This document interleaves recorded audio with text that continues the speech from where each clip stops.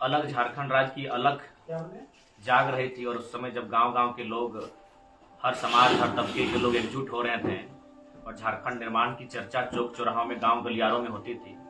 क्योंकि जब झारखंड आंदोलन का आगाज हुआ तो उस समय की परिस्थितियां बहुत विपरीत थी, क्योंकि हम केवल झारखंड आंदोलन के लिए ही नहीं लड़े हैं। हमारे जो पूर्वज रहे हैं, चाहे शहीद नेपाल रवानी रहे, शहीद मणिन्द्रनाथ मंडल रहे, शहीद सत्यनाथ महतो रहे या शहीद रसिक हांसदा रहे, ना जाने अनगिनत नाम मिलेंगे इस कोलांचल की मिट्टी में आपको, जिनके कत्ल से, जिनके रक्त से ये कोलांचल की धरती लाल हुई है, तब हमें जाकर अलग झारखंड राज्य मिला है। तो हमारी लड़ाई केवल आज भी, चूंकि मैं इसलिए बार बार आज हम लोग 2.5 सालों से मेहनत कर रहे हैं कि आज हमें अपने शहीदों के बारे में जानना होगा, जिनके रक्त से इस झारखंड राज्य का निर्माण हुआ है, उनके बारे में हमें जानना होगा कि इन परिस्थितियों में इस राज्य को अलग किया गया है। हमारी लड़ाई केवल बिहार से हटकर एक झारखंड राज्य लेने की लड़ाई नहीं थी।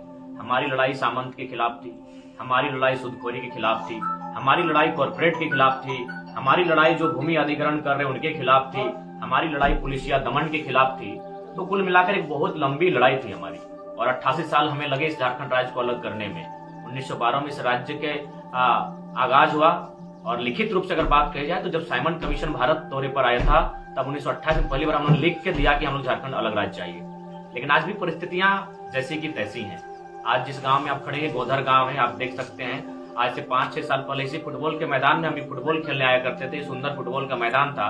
मुझे नहीं लगता है कि और 2-4 साल बाद उस फुटबॉल मैदान में कोई अंग बचेगा। तो ये लड़ाई आज भी हमारी जस की तस है। अब सवाल ये बनता है कि लड़ेगा कौन, क्योंकि एक आम व्यक्ति प्रत्येक दिन अपनी लड़ाई को नहीं लड़ पाएगा। हम कहाँ लड़ेंगे? हम बीसीसीएल में लड़े, सीसीएल में लड़े, हम ईसीएल में लड़े, हम वीडियो के सामने लड़े, हम डीसी के सामने लड़े, आखिर हम लड़े तो लड़े कहाँ? इसलिए एक राजनीतिक व्यवस्था इस देश में होती है, उस व्यवस्था का हम पॉलिटिक्स कहते हैं, और उसके तहत हम लोग अपने नेतृत्व को चुनते हैं जो हमारे लिए लड़े। लेकिन आज दुर्भाग्य की बात है, इसी कोलांचल की बात कहें तो आज तक कि इस मिट्टी का बेटा कभी सांसद तक नहीं जा पाया है। इसलिए हम लोग का प्रयास होगा कि जिस लड़ाई के लिए शहीद नेपाल रवानी समेत तमाम आंदोलनकारियों ने अपने प्राणों की आहुति को दिया है, हम उस लड़ाई को पुनः हम लोग उसकी आज 23 साल झारखंड बनने के बाद छेड़े उस लड़ाई को, और उसको हम लोग आगे बढ़ाने का प्रयास कर रहे हैं। और उम्मीद करते हैं लोकसभा चुनाव के माध्यम से जब दिल्ली में हमारी दस्तक होगी तो फिर खनिज पर हमारी मालिकियत की बात होगी, भूमि अधिग्रहण पर चर्चा होगा, और ये कानून बनाने के लिए हम लोग चर्चा करेंगे कि जिनकी जमीनों पर आपने खनिज का खनन किया है, जब वहां से खनिज खनन करने के पश्चात कंपनियां लौटेंगी तो जमीन को समतल करके रैयत को वापस करने का प्रावधान हो, ये बात की चर्चा होता है। कि आपकी वीडियोज को, आपकी फुटेज को कहीं ना कहीं राज्य सरकार के बैठे लोग, उनके प्रतिनिधि देखते हैं, तो मैं आपके चैनल के माध्यम से, लोकतंत्र के चौथे स्तंभ के माध्यम से, मीडिया हाउस के माध्यम से आवाज उठाना चाहता हूँ, इस बात को रखना चाहता हूँ कि हमारी मौसी जो बगल में बैठी है, जो शहीद की पत्नी है, इनको बिल्कुल एक शहीद के तर्ज पर इनको सरकारी सुविधा मिले, इन्हें पेंशन मिले और सरकारी संरक्षण इन्हें मिले, ये मैं मांग करना चाहूंगा राज्य सरकार से। और वर्तमान में राज्य सरकार भी उनकी है, इनके पति, मुझे उम्मीद है जिस दल से थे उस दल की सरकार है। ये बहुत विडंबना है।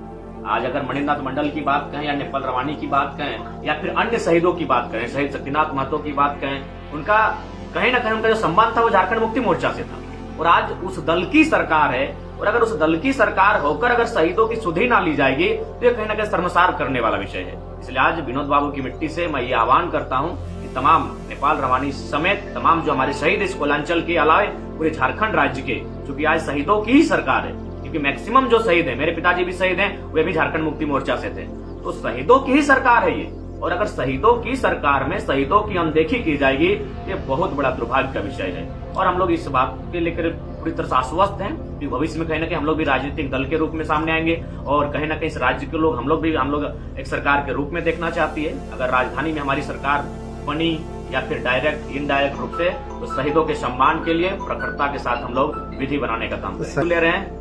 ये एक वार्ड नहीं है, एक मुखिया नहीं है, एक पंचायत समिति नहीं है। आज आप आंकड़े पता कर लीजिए, मार्केट में हमने 12 करोड़ 26 लाख का मुआवजा दिलाने का काम किया है, बिना पद के, बिना पावर के। जिस दिन हम लोग जगह में आएंगे, इस सिस्टम को अगर उथल पुथल नहीं कर दें, इस सिस्टम में अगर बदलाव नहीं होगा, तो हम लोग 2029 में दोबारा नहीं आएंगे। तो ये लगातार कहता हूँ, चूंकि मेरा तोपचांची प्रखंड है, मैं तो वहाँ पूरे दावे के साथ कहता हूँ कि आज भी तोपचांची थाना सामने है। आप तोपचांची थाने में 1980 से 90 तक चले जाइए और रिकॉर्ड मांगिए, थाना में केस का रिकॉर्ड मांगिए, डायरी मांगिए। उस समय जितना भी केस हुआ था, रोड जाम के लिए, सड़क जाम के लिए, रेल जाम के लिए, कौन? झारखंड अलग राज्य के लिए। तो ये तो स्वाभाविक है, केस, जेल, मुकदमा, उस समय ये गहना था आंदोलनकारियों का, श्रृंगार था।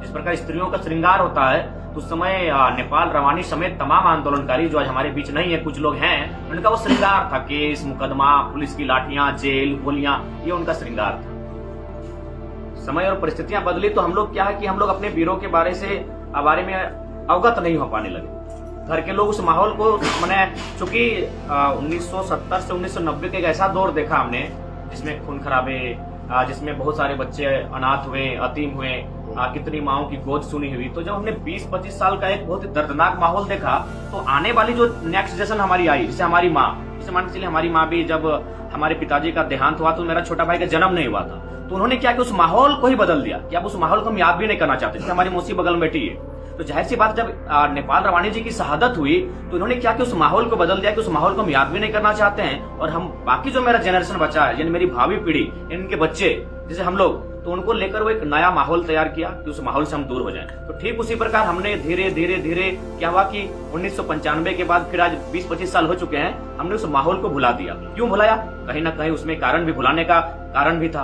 अगर हम नहीं भुलाते तो हमारी ये पीढ़ी जो आज बची है शायद ये भी नहीं बच पाती।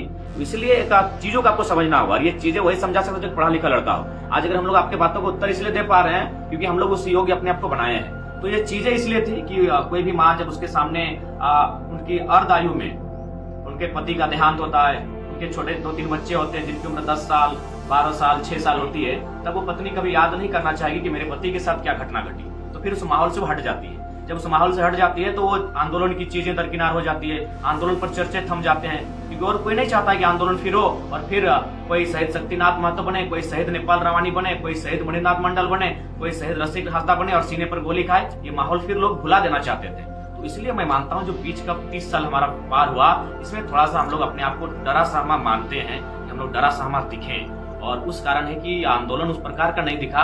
और आज वही कारण है कि जमीन किसकी? उधर के लोगों की। जमीन किसकी?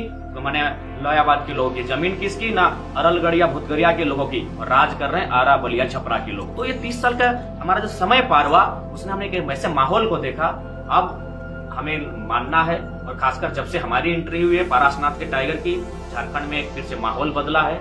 लोग अब फिर से नेपाल रवानी को किताब में ढूंढने लगे हैं। लोग मणिनाथ मंडल, रसिक हासदा, शहीद शक्तिनाथ महतो को किताबों में ढूंढने लगे हैं। लोग गुरुजी विनोद बाबू एके रॉय के पदचिन्हों पर चलने के लिए अपने आप को उन किताबों में खोजने लगे हैं। उनके आंदोलनों के चर्चे फिर से चौक चौराहे में होने लगे हैं। और फिलहाल मैं आपको वचन देता हूं, जब तक ये शख्स जिंदा रहेगा आंदोलन के चर्चे होंगे, शहीदों की गाथाएं गांव गांव में गाई जाएंगी, गांव गांव में गीत संगीत के माध्यम से अपने भाषणों में लोग जरूर बताएंगे। तो नहीं, आज चाहे नेपाल रवानी जी की बात रहे, निर्मल दादा की बात रहे, जिनकी 60 गांठ से हत्याएं हुई है, उनको कहीं ना कहीं एक बहुत बड़े तत्व ताकत का ही उनका संरक्षण रहा है। इसके लिए कहीं ना कहीं आपको सिस्टम में आना होगा, क्योंकि हम लोगों ने कहीं ना कहीं सड़क में आंदोलन किया है और अब हमें सड़क से सिस्टम में आने की आवश्यकता है। जिस दिन हम लोग सिस्टम में आकर बैठेंगे, सिस्टम को जिस दिन हम लोग समझेंगे, उन पर नकेल कसने का काम